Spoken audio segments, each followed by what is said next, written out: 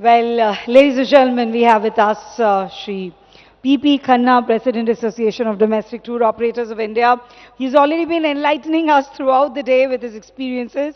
But as we draw close to the end of this conclave, I'll request him to share his thoughts with us based on the deliberations, discussions that have taken place throughout the day. Thank you, Diksha ji. So, on this forum, this is my third term, and thanks to Argus News,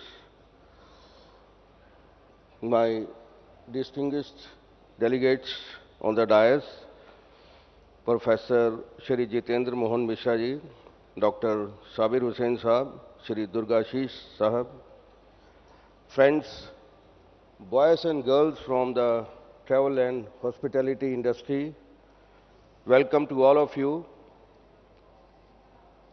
I have been given this responsibility today to conclude the today's event, whatever the suggestions, inputs from the different panels have come,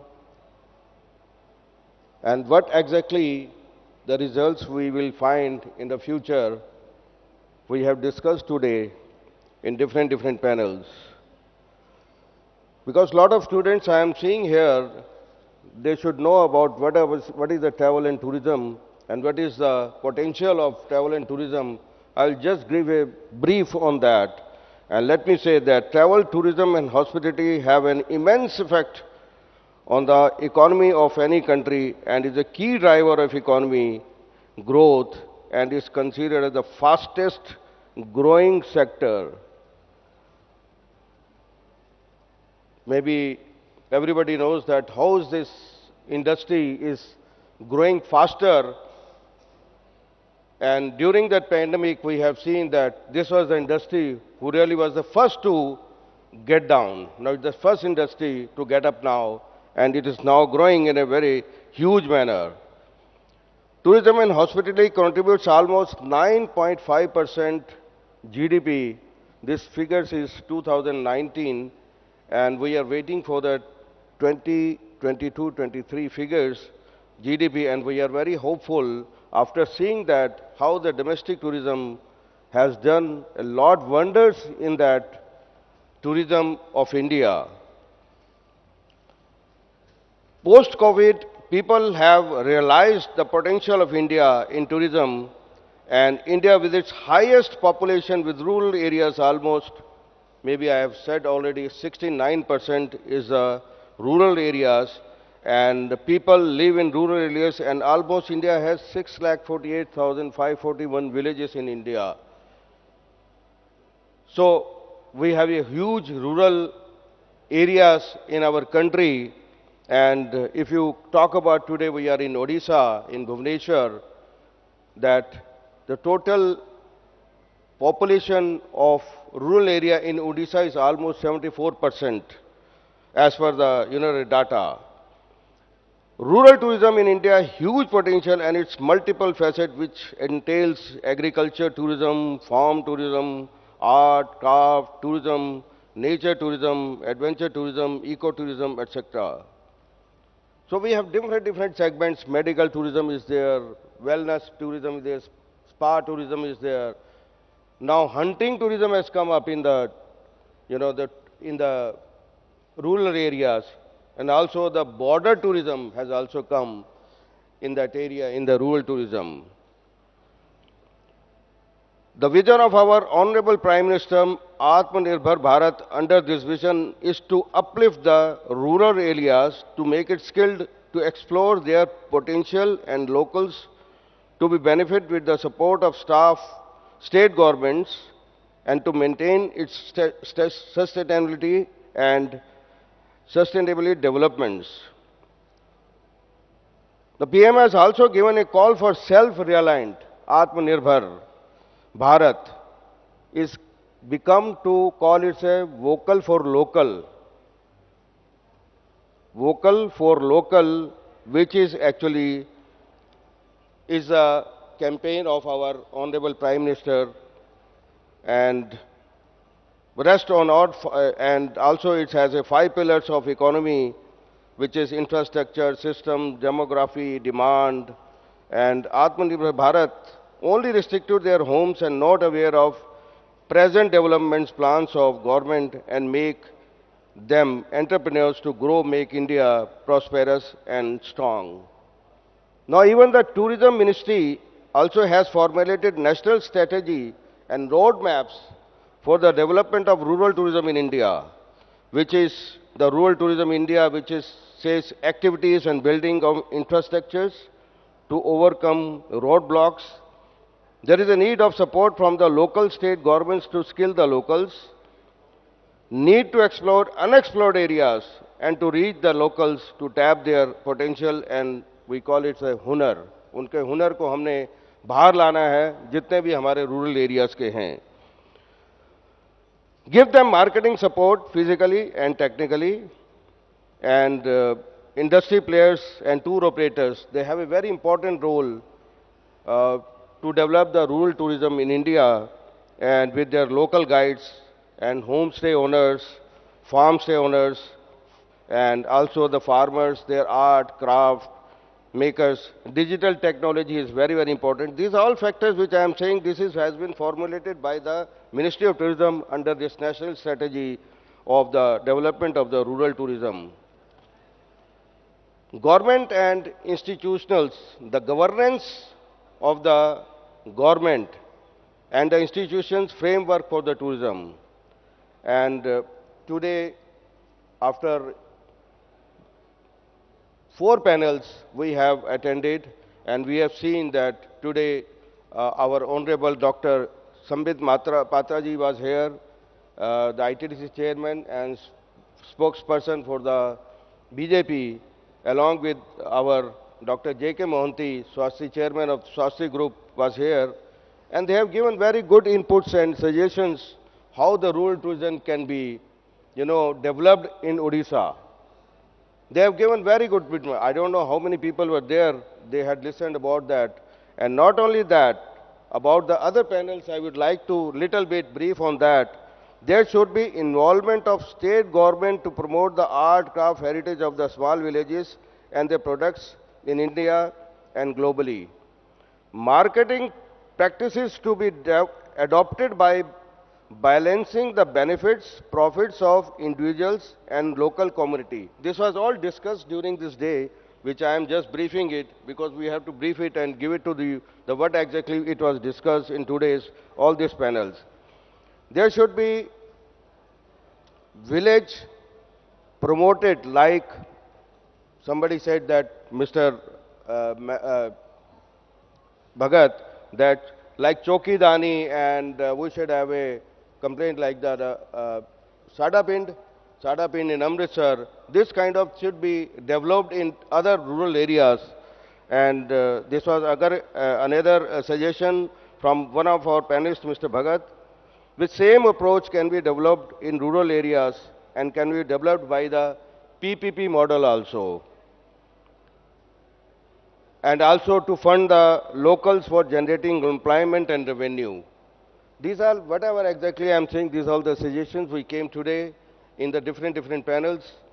Whatever I could note it, and hear it, we are just briefing it. Let the people enjoy the experience of real village.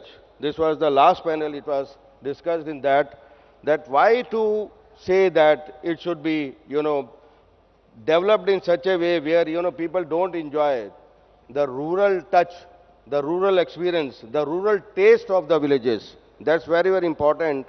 And they should not feel they're outside the city, surrounded by nature with organic vegetables and food grown at homes. Very, very important is that today that we have seen that the food which we are eating is not exactly as the organic food, and maybe it is mixed with a lot of pesticides and chemicals, which is really affecting our health. So that's exactly we have discussed today, that it should be organic vegetables, food grown at home.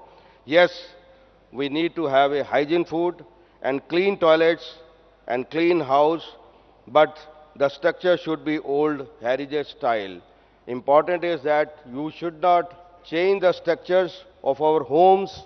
That's more important than changing the only the, we can only change whatever exists, the possibilities. Like today, if you go to any villages in the summers, like it's a summer, how can we stay here? And particularly today's generation, today's students, they say, AC नहीं है यहाँ पे तो कैसे हम जिएंगे यहाँ पे इस रूरल इस विलेज के अंदर.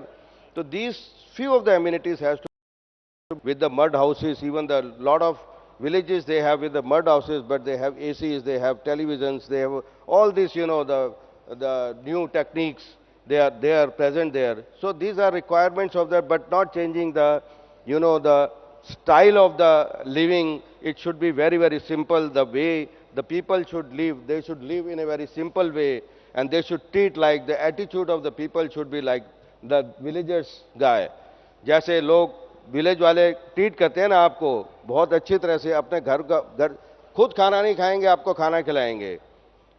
वो ऐसे लोग हैं, खुद अपने जमीन पे सो जाएंगे लेकिन आपको बेड पे सुलाएंगे. दो this culture is still reviving in India, and that's the, the best part of in India, the rich culture and heritage still we are maintaining and we are sustaining. This is called as the responsible tourism also, and we are going to that. Now, we are passing through the G20 presidency, everybody knows about that, and we have a lot of delegations from the 20 countries, and I have also experienced last month also accompanying them to Ran of Kutch, and we have seen that how we can really benefit it out of that. So under India G20 presidency, there is unparalleled opportunities. Hosting of G20 presidency would also result in economic opportunities in travel and tourism hospitality sector for India. So we should not miss this opportunity to take that steps, to meet them and to tell them and to show them our rural India. Once they go back, it's a word of mouth marketing. Then they will go back and they say, "Oh, this is a village which we never expected." We thought, "Oh my God, India, we cannot go to the villages." But when they go there, they will meet people in a professional way. They really say that this is the real India. Like Mr. Sambit Patra in the morning also said, Dr. Murmuru, our First Lady, the President, she is from Odisha only, and she is from a small village. So that exactly is that we have to show that. We need not to show that a person who is in a corner, rural corner, and sitting and we take a photograph and take to the UK or to the USA or to Canada and show them, see, what is this? This is the real India. No, that is not the real India. Tell them to take a photograph with our Honorable President, Mrs. Murmuru, and show them the word that where India is there. Tell them to take the photographs where exactly we have our own culture, our rich heritage is there, our services are there. And whenever we go to any heritage properties, we see that how they serve that. So that is actually India has got the main potential, and all these destinations have, global attractions once we have gone through all this, the benefits, but exactly if we can really take from the G20 delegations. And not only that, the rural tourism shall help in nurturing our, the art, craft, culture, and rich heritage and rural infrastructure with simultaneously pressing environment and cultural heritage. It's very, very important that we should have to have that the same environment and the heritage. It should not be changed. That's more important. So lastly, but not, I will like to say that after 2022 successful conclave by the Argus News last year, Chalo Dekhein Apna Desh, now it's time to unlock the potential of rural tourism in India. Chalo Dekhein potential of rural tourism in India, and by the beginning of a fascinating journey by Argus News. That's exactly, we are thankful to Argus News for arranging this second session on that rural tourism under the Chalo Dekhein Apna Desh, and we are thankful to Shri Prakash Sahu ji, if he is here, and Shri Sanjay Jaina ji, Pradipta Mahapatra ji, who has really taken, and a team of whole Argus News and the tourism. With these words, I really finish it, and Jai Hind and Jai Bharat.